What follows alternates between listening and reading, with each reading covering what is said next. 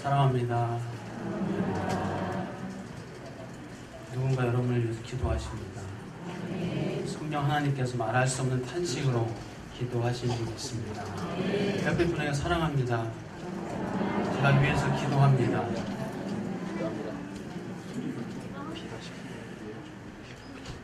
자, 여러분 자녀를 길러보신 분들, 또 지금 자녀를 기르는 분들, 자, 자녀가 어릴수록, 애기일수록 가장 큰 관심사가 뭡니까?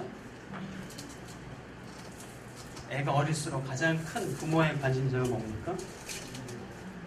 자, 엄마, 그렇죠. 엄마가 아장아장 걷는 애기, 그 애기한테, 그 애기가 이제 엄마가 예를 들어서 과일을 깎고 있습니다. 과일을 깎고 있는데 그 과일 깎는 칼을 애기가 달라고 하면 어떻게 하겠어요? 안 줘야죠. 옛다. 안 주죠. 왜요? 다치지 않게.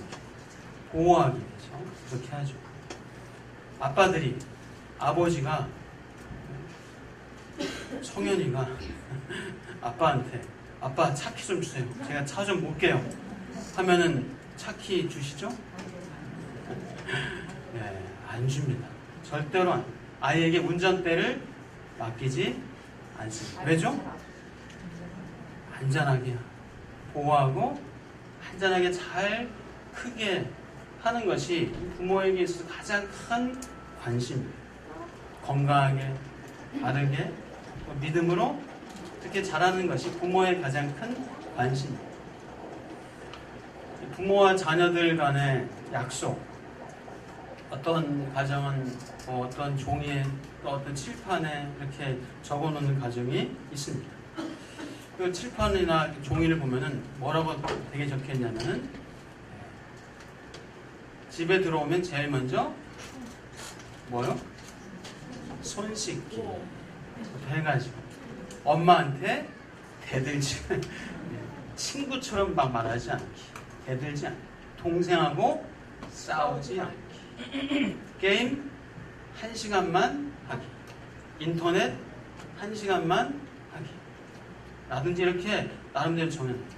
좀 나이가 크면 귀가 시간도 정해놓습니다. 10시까지 들어오기. 너무 빠른가요? 11시까지는 들어오기. 뭐 이렇게 약속을 해가지고 나름대로 규칙을 정합니다.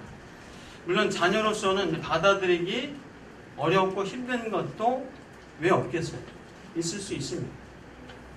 어렸을 때 그렇게 규칙 정해놓으면 왜 이 규칙 정해놔가지고 힘들어, 짜증나, 원망, 불평 할 수도 있어요.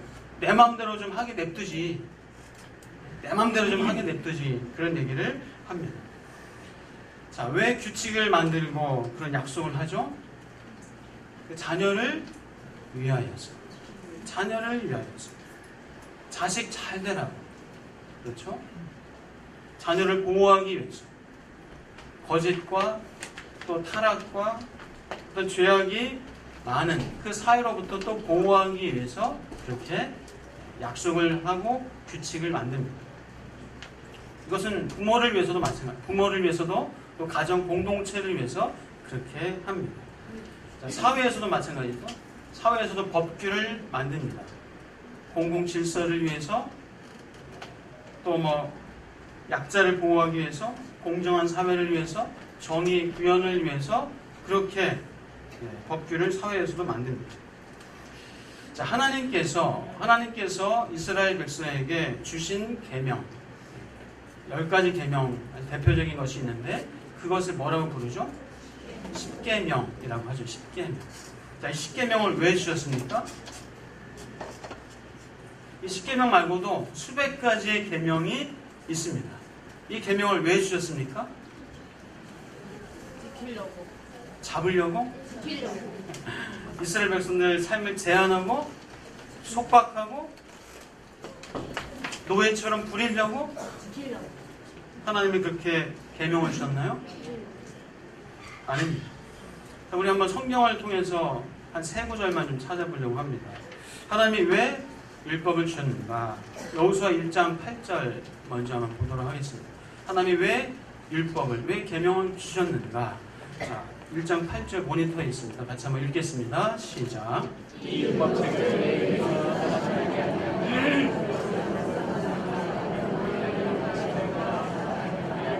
나는 내 길이 평탄하게 될 것이며 내가 형통하리라. 이 말씀을 주셨습니다. 다 지키라고 하셨습니다. 왜요?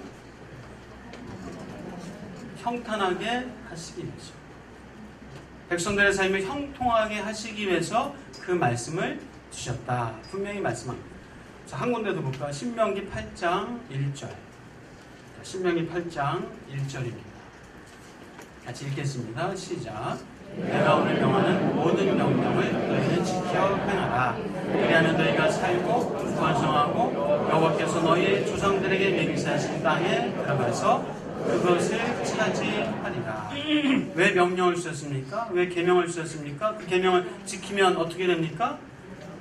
살고 번성하고 하나님의 약속하신 맹세하신 땅에 들어가서 그것을 차지하게 하시기 위해서 말씀을 주셨다. 자, 한 군데 볼까요? 신명기 10장 12절 13절.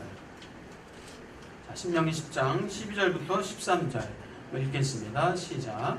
이스라엘아, 하나님 여호와께서 내게 요구하신 것이 무엇이냐? 곧 내 하나님 여호와를 경외하여 그의 모든 도를 행하고 그를 사랑하며 마음을 다하고 뜻을 다하여 내 하나님 여호와를 섬기고 내가 오늘 내 행복을 위하여 내게 명하는 여호와의 명령과 규례를 지킬 것이 아니냐.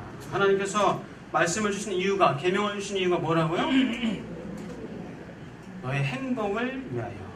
행복을 위하여 하나님이 명령과 규례를 주셨고 그것을 지킬 것이 아니냐라고 말씀하십니다. 이 외에도 성경 여기저기에 하나님이 계명을 주신 이유가 바로 너희를 위하여서, 너희의 평탄과 형통을 위하여서, 너희들이 잘 살게 하기 위해서, 너희들의 행복을 위해서 주신 것이다라고 분명히 언급하고 있습니다.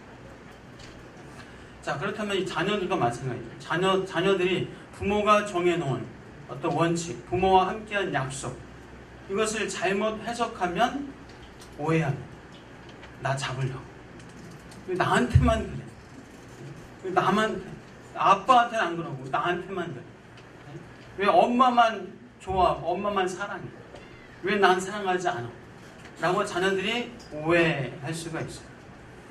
우리가 율법을 해석할 때도, 말씀을 해석할 때도 그 안에 담겨진 하나님의 뜻, 그 의미가 무엇인지를 우리가 분명히 파악해야 합니다.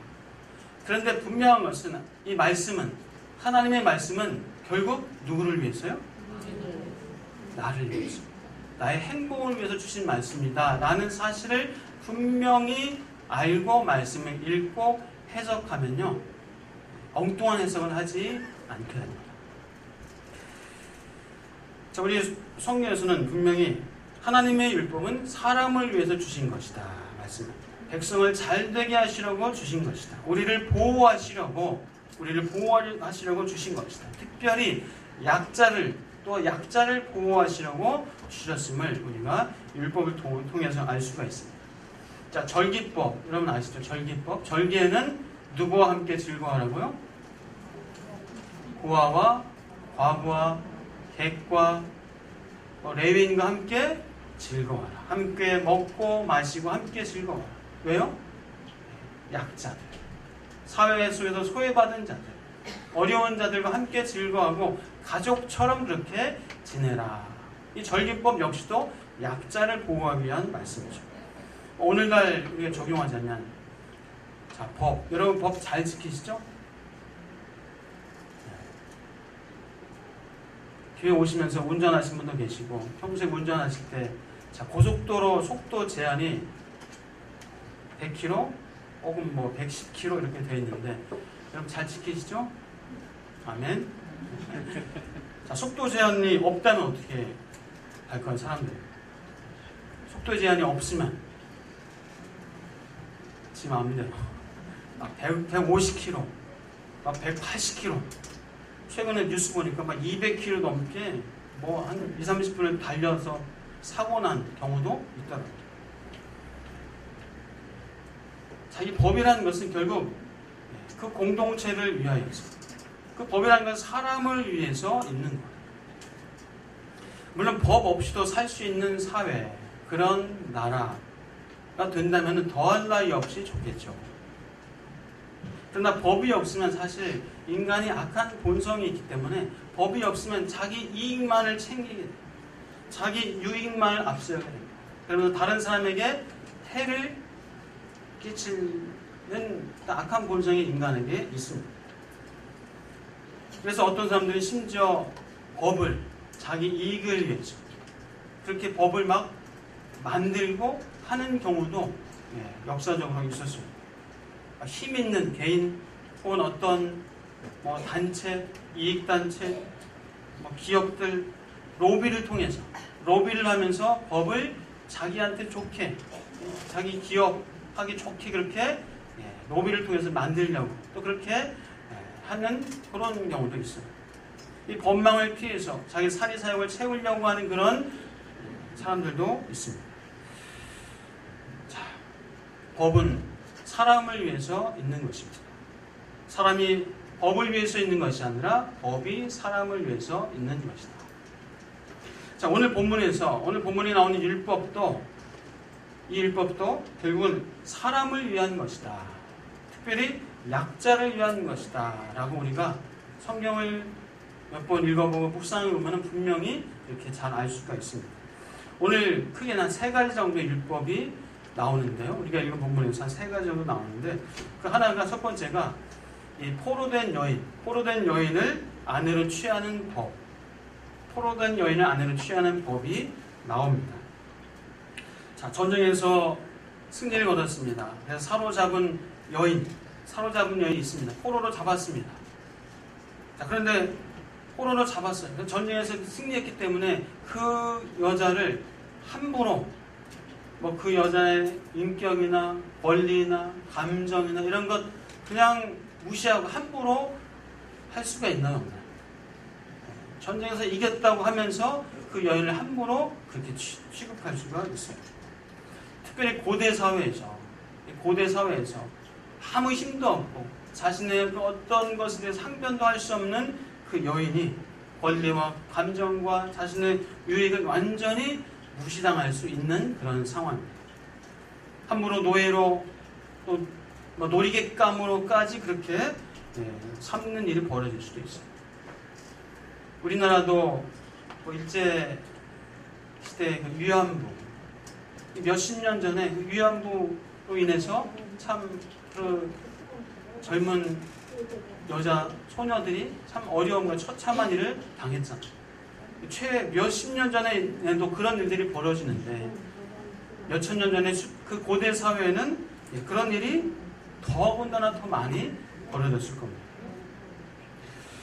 자, 그 당시 고대 사회는 힘의 논리의 사회이기 때문에 그래서 하나님께서는 이렇게 율법을 만들어서 그것을 율법을 통해서 다 인간의 본성을 악함을 제할 수 없기 때문에 이런 법이라도 만들어서 하나님께서 약자를 보호하시는 그런 의미가 담겨져 있습니다. 자, 전쟁 포로된 여인이 자기 의사와 상관없이 회유와 폭력과 폭언 그것을 통해서 인권과 인격, 의사가 완전히 무시되고 함부로 대할 수 있는 그런 상황에서 하나님께서는 절차와 과정을 밝게 했습니다. 포로된 여인, 그래서 그 여인이 마음에 들어서 아내를 취하고 싶다. 그러면 그 여인이 머리를 다 베게 했습니다. 손톱을 깎게 했습니다. 그리고 한 달 동안 그녀의 부모를 위해서 애곡하게 했습니다. 전쟁에서 죽었든지 다시 만날 수 없는 그 부모를 위해서 애곡하게 했습니다.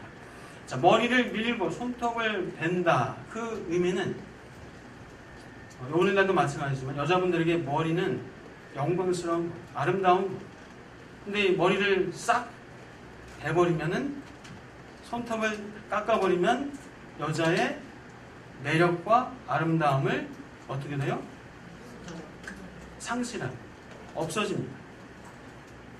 자, 여러분 확 밀어버린 여자분 얼굴 보면은 매력이 느껴질까요? 못 느낄 거예요. 단지 미모 때문에, 외모 때문에 여자를 얻으려고 해서는 안 된다는 것을 하나님께서 좀 알게 하시려는 거예요. 정욕과 탐욕으로 여자를 취하려고 하는 그 마음. 그래서 남자도 진정으로 그 여인을 내가 정말 따뜻한 마음으로 원하는 것인지 그 마음을 점검하고 체크하는 시간을 하나님이 갖게 하셨다라고 볼 수가 있습니다. 자, 또 그렇게 해서 결혼을 했다고 해도 결혼했다가 또 마음에 들지 않는다고 해서 함부로 노예로 팔거나 하지 못하겠습니다. 돈을 받고 팔지 않겠습니다. 만약에 이혼을 하게 된다 해도 그 여인에게 완전한 자유를 주게 했습니다. 자, 이 율법은 그 당시에 이 인권 유린에 대한 보호 장치라고 할 수가 있습니다. 인간의 존엄성을 보호해주는 하나님의 율법입니다. 이 두 번째 율법이 있는데 이 장자권을 보호하는 율법. 장자권을 보호해주는 율법. 어떤 사람이 두 아내를 얻었습니다. 그럼 두 아내 얻지 마시길 축복합니다.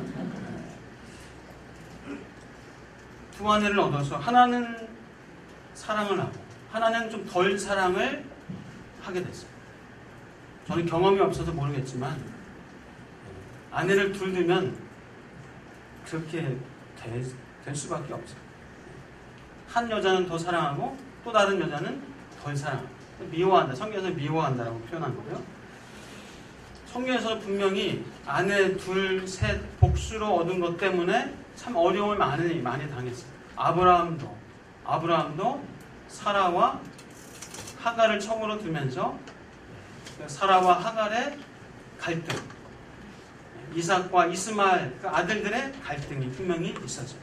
오늘날까지도 역사적으로 그 중동 땅에 이삭과 이스마엘의 갈등이 있다고 볼 수가 있어요. 야곱은 어떻습니까? 야곱은 역시도 레아와 라헬 두 아내를 얻었습니다. 근데 거기다 더 얹혀가지고 또 자기 몸종을 또 남편한테 주면서 4명의 아내를 얻었어요. 그런데 얼마나 그 형제들, 배다른 형제들이 서로 싸우고 요셉은 형들한테 시기를 받아서 팔리기도 하고 말도 안 되는 일이 벌어지잖아요. 다윗은 왕이라고 솔로몬 1000명의 아내와 첩을 아니 한 분 모시기도 힘든데 한 분 모시기도 힘든데 1000명을 했어요. 얼마나 행복하지 않습니까? 얼마나 힘들었을까? 괴로웠을까? 자, 이렇게 사랑을 받는 아내와 미움을 받는 아내 둘이 있는데 둘 다 아들을 낳았어요. 근데 사랑을 받는 아내 그 아들이 장자가 아니라 둘째로 태어났어요. 미움을 받는 아내에게서 거기서 첫째 장자가 나왔어요. 자, 남자가 사랑하는 아내를 통해서 낳은 아들 장자가 아니에요. 차자예요. 셋째예요. 근데 그 아들에게 어떻게 해주고 싶을까요? 더 주고 싶을 거예요.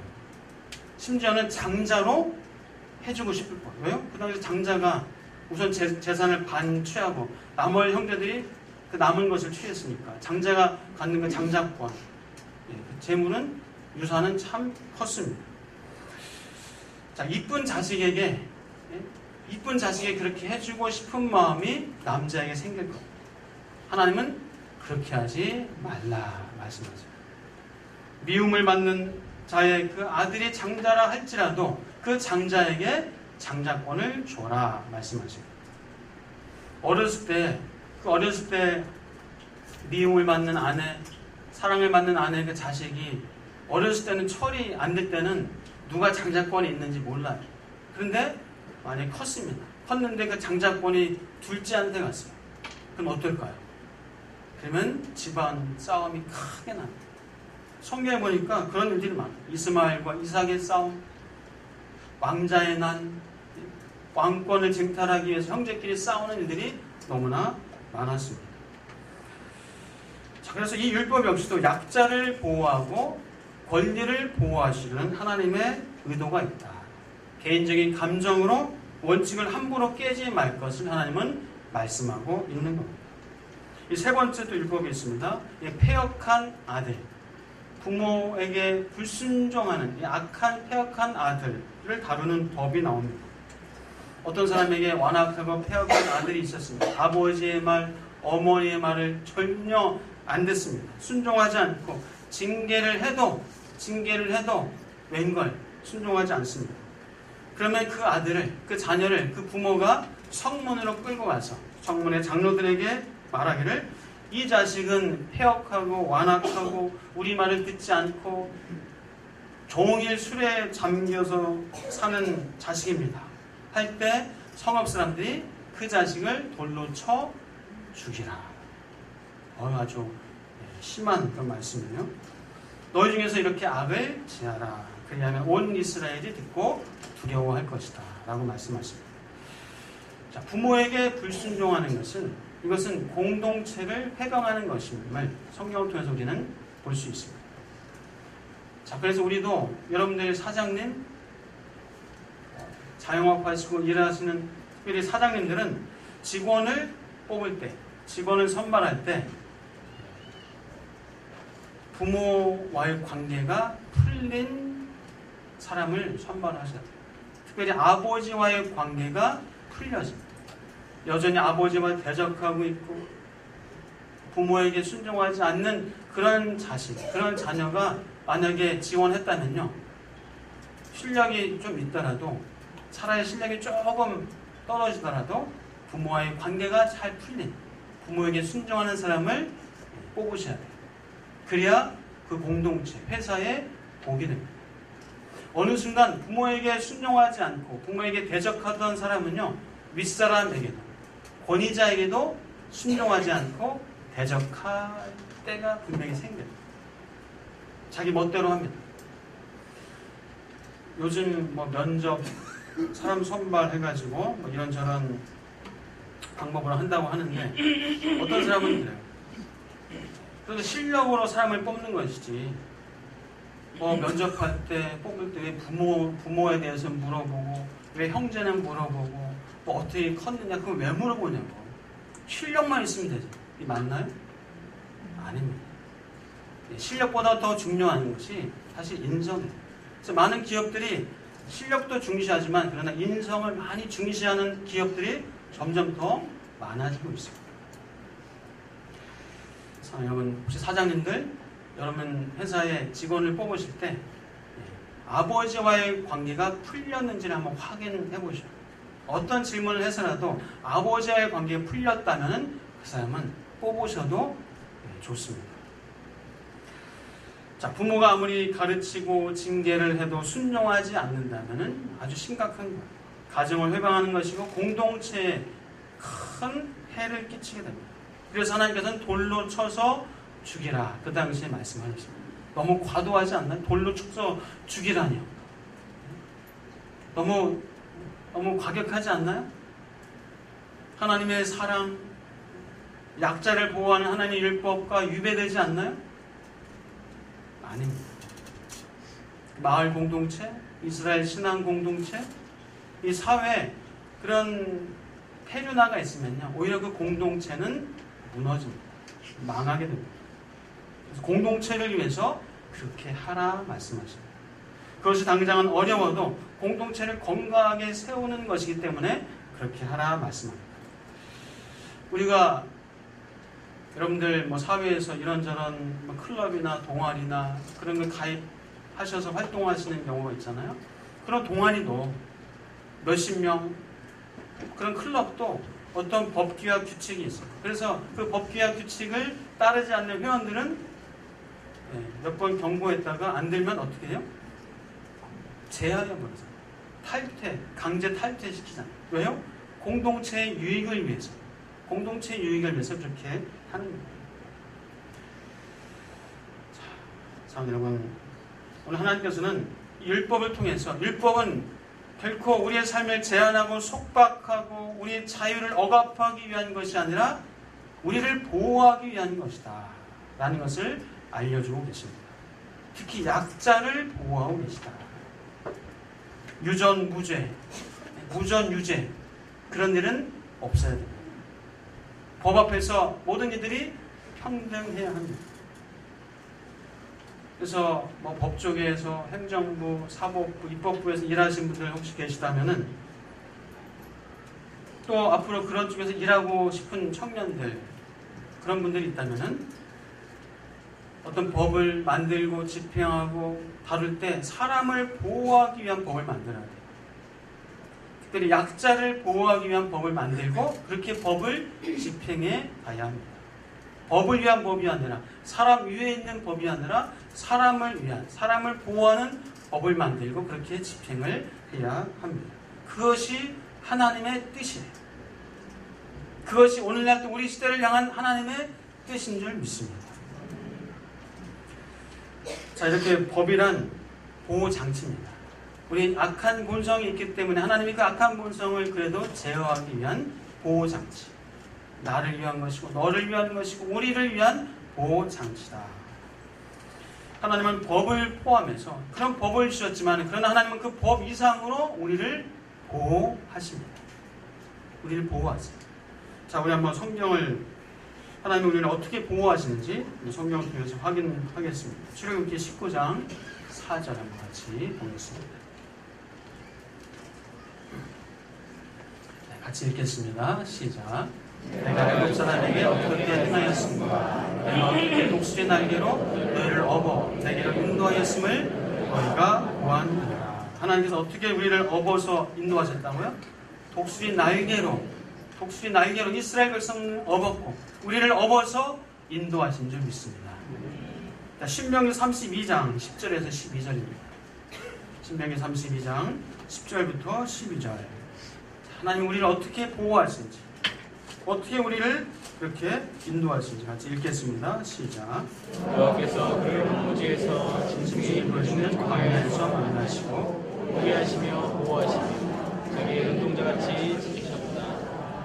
마치 독수리가 자기의 보금자를 어지럽게 하며 자기의 새끼 위에 너풀거리며 그의 날개를 펴서 새끼를 받으며 그의 날개 위에 그것을 없는 것 같이 여호와께서 홀로 그를 인도하셨고 그와 함께한 다른 신이 없었더라. 하나님께서 이스라엘 백성을 황무지에서 광야에서 호위하시고 보호하시고 자기 눈동자같이 그렇게 지키신 것처럼 저와 여러분을 척박한 세상 속에서, 곤고한 세상 속에서, 풍파가 많은 이 세상 속에서 우리를 보호하시고 호위하시고 눈동자같이 지켜주신 줄 믿습니다. 마치 독수리가 그 보금자지를 어지럽게 하고 새끼 위에 너풀거리고 그 날개를 펴서 새끼를 또 받고 새끼를 보호해주고 그렇게 우리를 하나님의 날개로 업어주신 줄 믿습니다. 그런 분이 안 계세요. 하나님 같은 분이 안 계세요. 우리 한 구절도 볼까요? 요한복음 14장 18절입니다. 요한복음 14장 18절 시작. 내가 너희를 고와 같이 버려두지 아니하고 너희에게로 우리를 고와 같이 버려두지 아니하셨고 성령 하나님께서 우리와 함께 계시는 줄 믿습니다. 자, 하나님은 이렇게 율법으로도 보호하시지만 우리의 삶 가운데서 눈동자같이 우리를 지키시고 보호하십니다. 특히 약자를 하나님은 보호하시고 살펴주십니다. 자, 율법으로 하나님이 이렇게 보호하시는 것을 우리가 봤는데 사실 율법, 이 법이 완벽하나요? 완벽하지 않나요? 법은 완벽하지 못해요. 율법도 마찬가지고 사람이 만든 법도 완벽하지 못합니다. 사람이 만든 법도 그 법을 악용해서 막 미꾸라지처럼 그냥 빠져나가면서 자기 이익을 챙기는 사람도 있어요. 사람을 위한 법이 아니라 법을 위한 법을 만들고 집행하는 경우들도 있습니다. 율법은 완벽한 것이 아니에요. 어쩔 수 없는 상황에서 인간의 죄성을 자제시키고 사람을 보호하는 이 제한된 장치가 율법이에요. 율법으로는 보호하시길 원하시지만 또 보호에 한계가 있어요. 왜냐하면 사람들이 그 율법, 법, 하나님이 주신 거기 때문에 이것을 안 지키면은 어떻게 돼요? 내가 좀 손해를 보고 벌금도 내고 형도 사니까 어쩔 수 없이 마지못해서 억지로 지키는 부분이 있습니다. 법은 그래요. 율법도 억지로 마지못해서 할 수 없으니까 지키는 경우가 사실 있어요. 법을 기쁨으로 지키는 분 계세요? 즐거운 마음으로 행복한 마음으로 법을 지키시는 분 계세요? 할 수 있으면 그렇게 지키시길 축복합니다. 그게 좋은 거예요. 그런데 우리 인간은 법을 지키고 할 때 수동적으로, 자발적이 아니라 수동적으로 지키는, 기쁨으로가 아니라 그냥 뭐 법이니까 또 어쩔 수 없이 누가 안 보면 법을 좀 빠져나가려고 하고, 하나님께서는 그런 수동적인 방법이 아니라 자발적으로, 능동적으로, 기쁨으로 감사하면서 우리가 살기를 원하죠. 우리가 이 땅에서 살 때 이왕이면 기쁨으로, 자발적으로 감사하면서 막 억지로가 아니라, 마지못해서가 아니라 자발적으로 기쁨으로 사는 걸 원하시잖아요. 하나님은 그걸 원하십니다. 오리를 가자고 하는 자에게 심리를 기쁨으로 가질 수 있나요?